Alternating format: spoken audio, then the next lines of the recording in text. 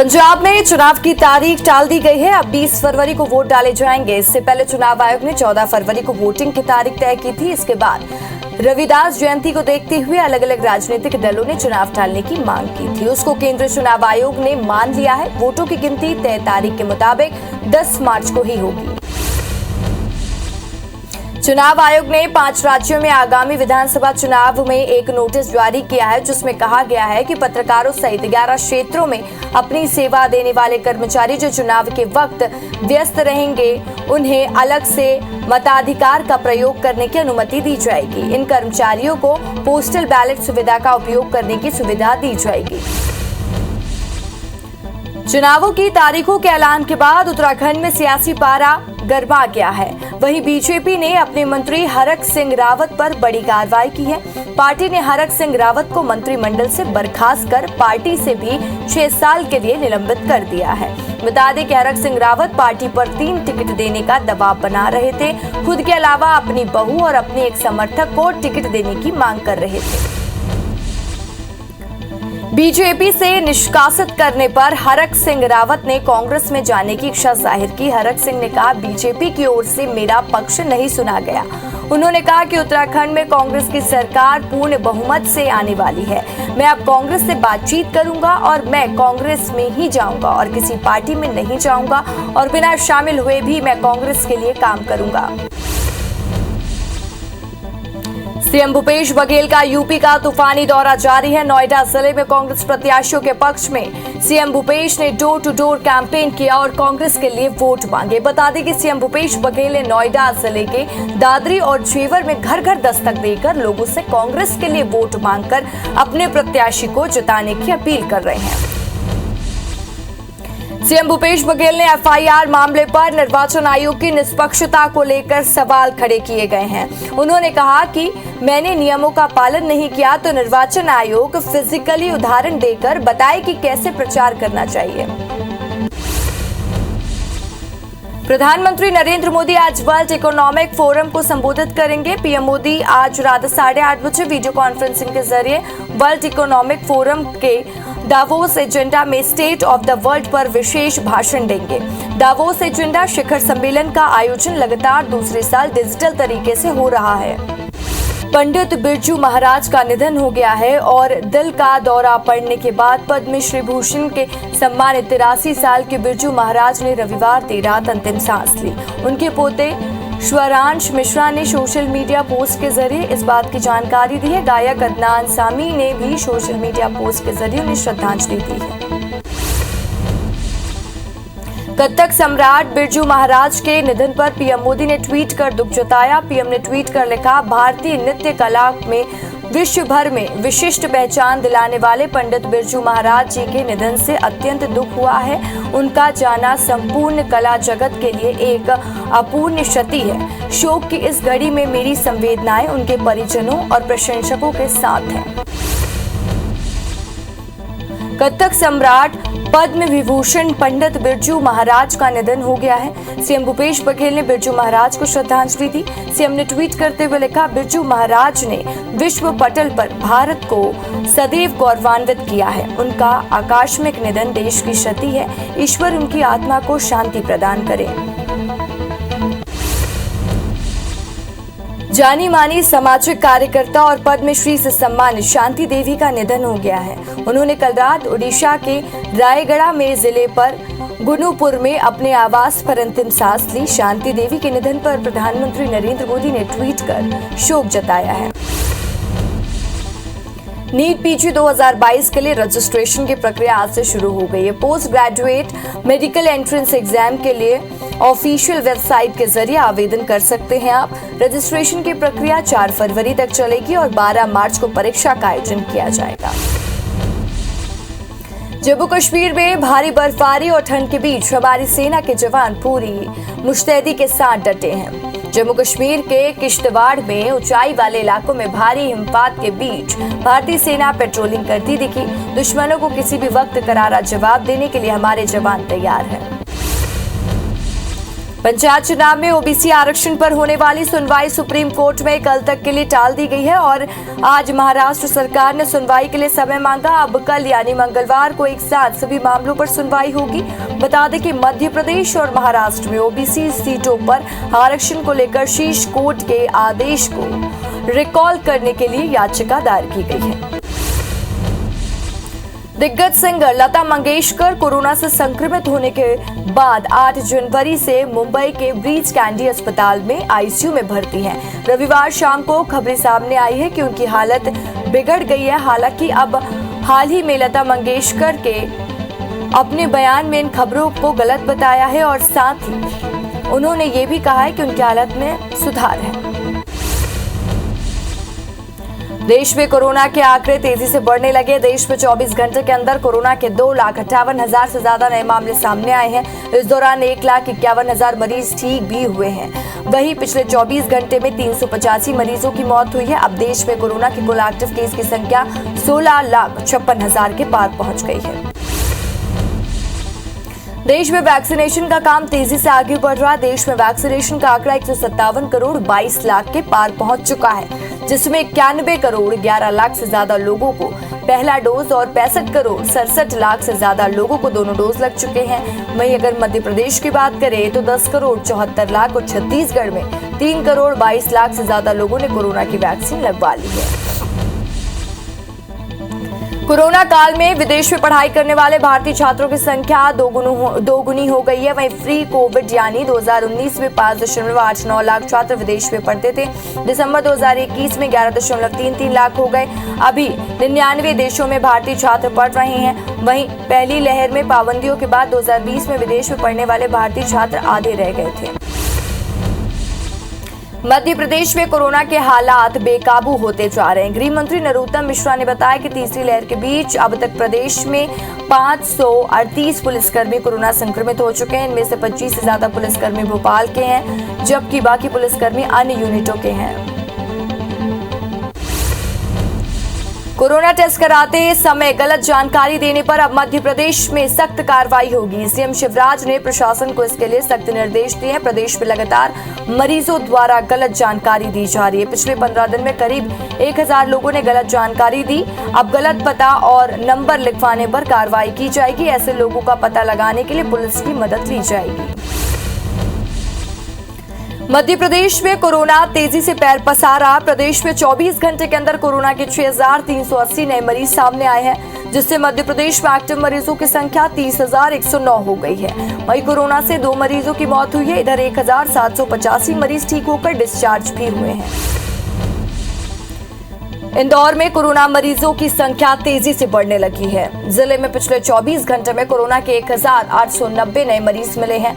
वहीं 517 मरीज कोरोना को हराकर ठीक हुए हैं। जिले में अब कोरोना के एक्टिव मरीजों की संख्या 10,313 पर है, जिससे इंदौर में कोरोना संक्रमण दर 17.5% पहुंच गया है। छत्तीसगढ़ में कोरोना के मामले तेजी से बढ़ते जा रहे हैं। प्रदेश में 24 घंटे के अंदर कोरोना के 3,963 नए मरीजों की पहचान हुई है, जिससे प्रदेश में एक्टिव मरीजों की संख्या 32,792 पहुंच गई है। वहीं 7 मरीजों की मौत भी हुई है। साथ ही 3,303 मरीज ठीक भी हुए हैं। सबसे ज्यादा रायपुर में केसेस हैं 1215 और दुर्ग में 511 मरीज मिले हैं।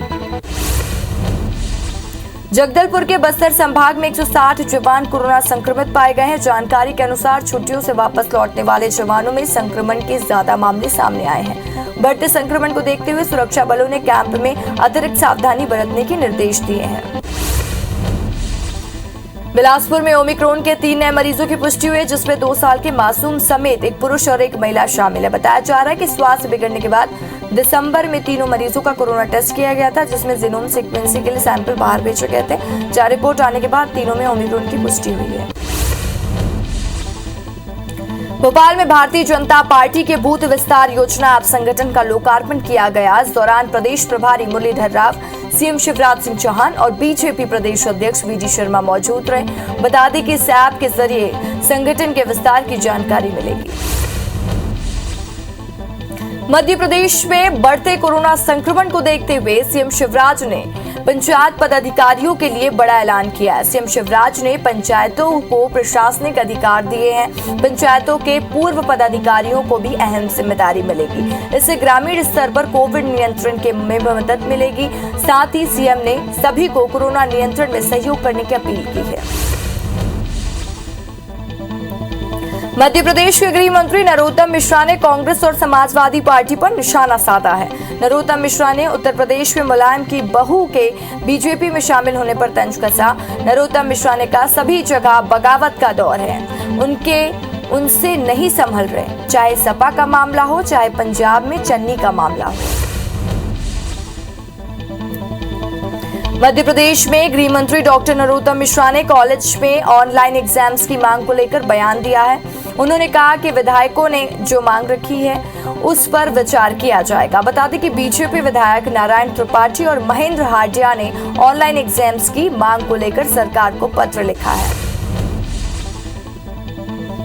रायसेन जिले के सिलवानी में 40 दैनिक वेतनभोगी कर्मचारी धरने पर बैठे हैं। दरअसल प्रदर्शनकारी कार्यालय की अन्य 2 महिला कर्मचारियों से परेशान है, जिसके चलते उन्हें हटाने की मांग की जा रही है। मिली जानकारी के अनुसार दोनों महिला किसी भी कर्मचारी की झूठी शिकायत करती हैं और उन्हें थाने में बंद कराने की धमकी देती हैं, जिससे परेशान होकर कर्मचारियों ने इन्हें हटाने की मांग की है। ग्वालियर पुलिस ने दुष्कर्म के बाद हत्या करने वाले 3 आरोपी को गिरफ्तार किया। दरअसल करीब 20 दिन पहले एक नाबालिग का अपहरण कर उसके साथ 2 दिन तक ट्रक में दुष्कर्म किया गया, जिसके बाद आरोपियों ने पीड़िता की गले दबाकर हत्या कर दी। उसके शव को चंबल नदी में फेंक दिया। फिलहाल पुलिस ने तीनों आरोपियों को गिरफ्तार कर गोताखोरों की मदद से शव की तलाश शुरू कर दी है। इंदौर में गैंग रेप के मुख्य आरोपी राजेश विश्वकर्मा के खिलाफ कार्रवाई की गई। इस दौरान आरोपी ने मंगलिया में फार्म हाउस को तोड़ने के लिए रिमूवल अमला पहुंचा, जहां फार्म हाउस को तोड़ने की कार्रवाई की गई। बता दें कि छत्तीसगढ़ की पीड़िता के साथ फार्म हाउस में गैंग रेप की घटना को अंजाम दिया गया था। राजधानी रायपुर के शास्त्री चौक पे बेरोजगारी भत्ते की मांग को लेकर भाजयुमो कार्यकर्ता प्रदर्शन किए। बीजेवाईएम के कार्यकर्ता छेरछेरा मांग कर अनोखा प्रदर्शन कर रहे हैं। बता दें कि आज छत्तीसगढ़ में आज छेरछेरा का त्योहार मनाया जा रहा है, जिसमें घर घर जाकर धान मांगने की परंपरा है। बिलासपुर में आज बीजेपी युवा मोर्चा ने बेरोजगारी भत्ते को लेकर विरोध प्रदर्शन किया। विरोध करने के लिए युवा भाजपाई अग्रसेन चौक में धरने पर बैठे और सरकार से छेरछेरा में बेरोजगारी भत्ते की मांग की। राजधानी रायपुर में चाकूबाजी की घटनाएं लगातार ही बढ़ती जा रही। वहीं तेली बांदा थाना इलाके में एक ग्लास कारोबारी पर चाकू से हमला कर दिया और पुलिस के मुताबिक 7 से 8 अज्ञात बाइक सवार बदमाशों ने कारोबारी पर हमला किया। फिलहाल आरोपियों की तलाश शुरू की जा चुकी है।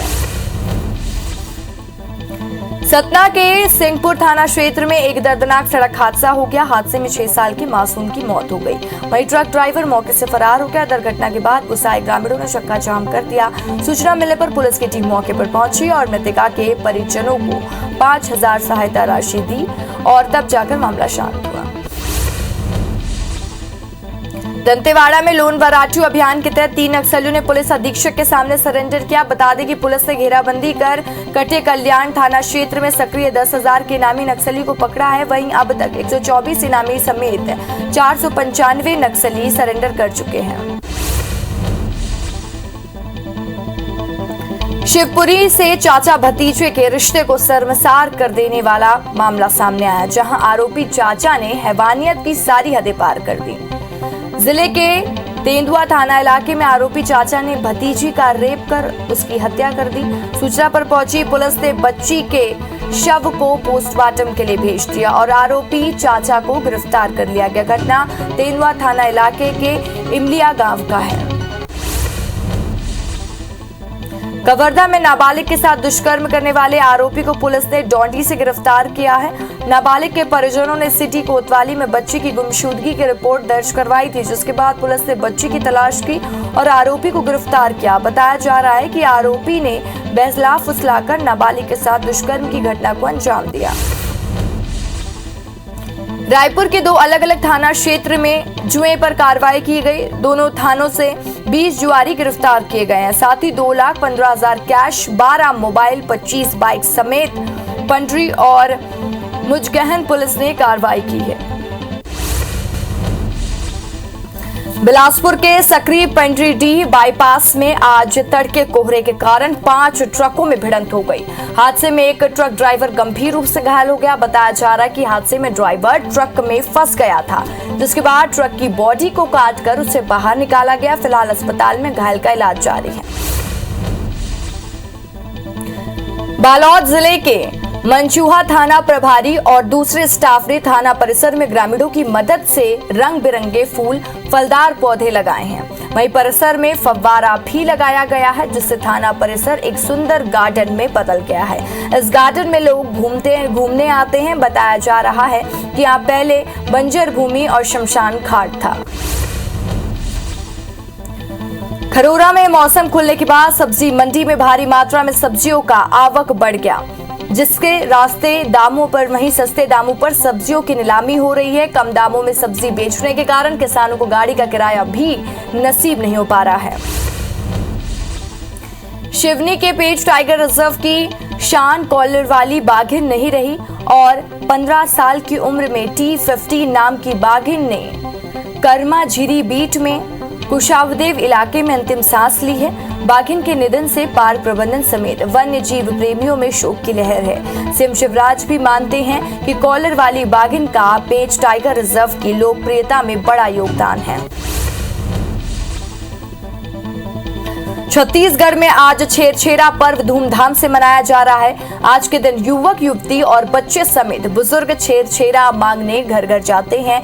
वहीं मुख्यमंत्री भूपेश बघेल और राज्यपाल अनुसुईया उइके ने प्रदेशवासियों को छेरछेरा की बधाई और शुभकामनाएं दी हैं। छत्तीसगढ़ में आने वाले दिनों में ठंड और बढ़ेगी। प्रदेश में वहीं छटने के साथ ही तापमान में गिरावट दर्ज की जाएगी। मौसम विभाग के अनुसार सरगुजा और बस्तर संभाग में ज्यादातर हिस्सों में ठंड बढ़ने के साथ ही तापमान में 2 से 3 डिग्री तक की गिरावट दर्ज की जाएगी। मध्य प्रदेश में कड़ाके की ठंड पड़ रही है। भोपाल में रविवार को घना कोहरा छाया रहेगा, साथ ही न्यूनतम तापमान 8 डिग्री तक दर्ज किया गया है। वहीं प्रदेश में कई जिलों में तापमान 8-10 डिग्री के नीचे पहुंच रहा है। वहीं मौसम विभाग में आने वाले दिनों में ग्वालियर, चंबल, उज्जैन और सागर संभाग में घने कोहरे की संभावना जताई है। वहीं अगर बात छतरपुर, सागर, रतलाम और ग्वालियर जिले की करें तो शीतलहर का अलर्ट जारी किया गया है। सरगुजा संभाग में रविवार को घने कोहरे से ढका रहा। लगातार हो रही बारिश रुकने के बाद सरगुजा संभाग में तापमान में गिरावट के साथ ही ठंड बढ़ी है और घने कोहरे के साथ ही विजिबिलिटी बेहद कम हुई है। इलाके में ठंड बढ़ने से जनजीवन प्रभावित हो रहा है। छत्तीसगढ़ में पेंड्रा क्षेत्र में कड़ाके की ठंड पड़ रही है। पेंड्रा का न्यूनतम तापमान 8 डिग्री दर्ज किया गया। वहीं अमरकंटक का पारा 5 डिग्री दर्ज किया गया है। पेंड्रा से लेकर अमरकंटक तक घने कोहरे की वजह से विजिबिलिटी बेहद कम हुई है, जिसका असर वाहनों की रफ्तार पर पड़ रहा। बता दें कि इस मौसम में बड़ी संख्या में सैलानी अमरकंटक पहुंचते हैं। केशकाल में युवा कांग्रेस के कार्यकर्ता क्षेत्र में लगने वाले साप्ताहिक बाजारों में जाकर कोरोना जागरूकता महाअभियान चला रहे हैं। अभियान के तहत बाजार में आए लोगों को mask, social distancing, sanitizer, corona vaccine के दोनों डोज लगवाने के प्रति जागरूक किया जा रहा है। खरोरा के ग्राम असौदा जाने वाले रास्ते में ऊंटों की टोली ने लोगों को आकर्षित किया। बता दें कि हर साल राजस्थान से चरवाहे ऊंट लेकर छत्तीसगढ़ आते हैं और फिर साल भर छत्तीसगढ़ के विभिन्न इलाकों से होते हुए वापस राजस्थान लौटते हैं।